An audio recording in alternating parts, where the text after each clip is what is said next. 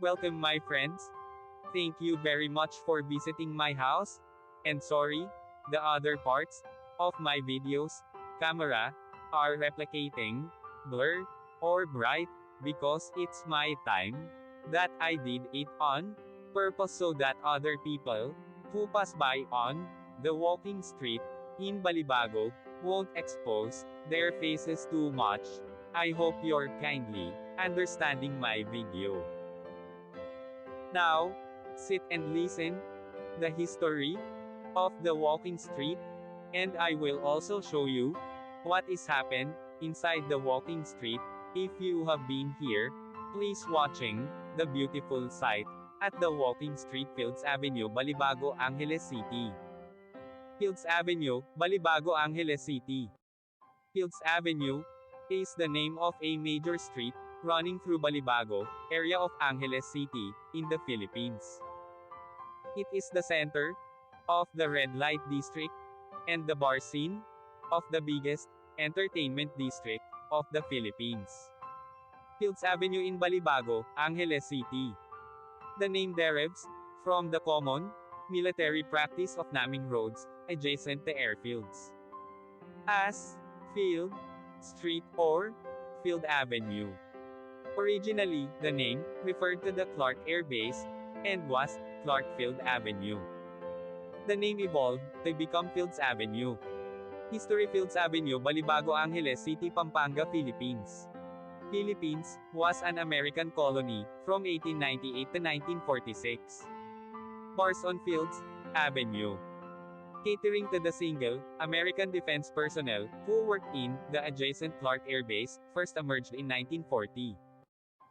During 1940s and 50s, there were only 3 such bars just outside the main gate of the airbase.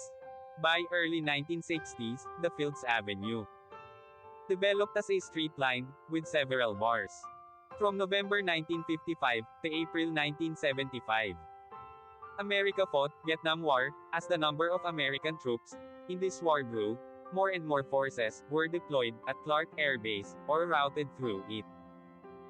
This led to a pro-life ration of bars, live bands, and prostitution, the latter mostly by young Filipino women, most of them either teenagers or 18 hanggang 55 years old. By the 1970s, there were more than 150 bars and prostitution joints along Fields Avenue. This led to a mushrooming of related, ancillary industries in the vicinity, namely music bands, hotels, doctors, hairdressers, and money exchange transfer services. In its heyday, Fields Avenue provided direct or direct employment to nearly 20,000 Filipinos, including plumbers, electricians, and security guards. In the 1980s, though the American presence remained steady, the bars and prostitution shops continued the pro-life rate. Many bars and prostitution dens were owned by Americans, as well as local politicians, thus leading to a nexus between the locals, politicians, and American military and ex-military personnel. With the withdrawal of American Defense Forces from Clark in 1993, many of these establishments changed hands, but continued to do business. As Clark was turned into a special economic zone, SEZ, these bars and prostitution joints changed their clientele to suit their new customers, Japanese and Korean businessmen. Restaurants serving food from these countries began to appear, and signboards in these languages were put up. The period from 2000 hanggang 2010 saw further expansion of these joints, as the area was relabeled as an entertainment district.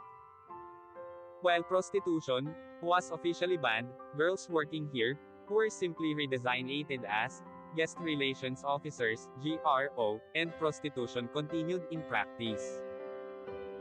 Since then, bars and prostitution joints have continued to proliferate and expand. The extent of these establishments has continued further on both sides of Fields Avenue, and many smaller streets of Fields Avenue also sport smaller such establishments.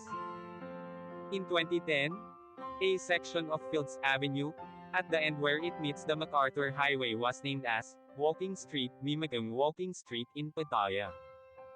This section was made pedestrians only, with road traffic ban from 6 p.m. to 6 a.m. People arriving by air either take a taxi direct to hotel or a jeepney to Main Gate Jeepney Terminal, located between the North SM Mall, Fields Avenue to South, and Bayanihan Park to East. Those arriving from Manila by bus ask the driver to drop them off at the corner of Fields Avenue and MacArthur Highway, or alight at Capas Angeles Transport Terminal, which is also walking distance from Fields Avenue and the MacArthur Highway.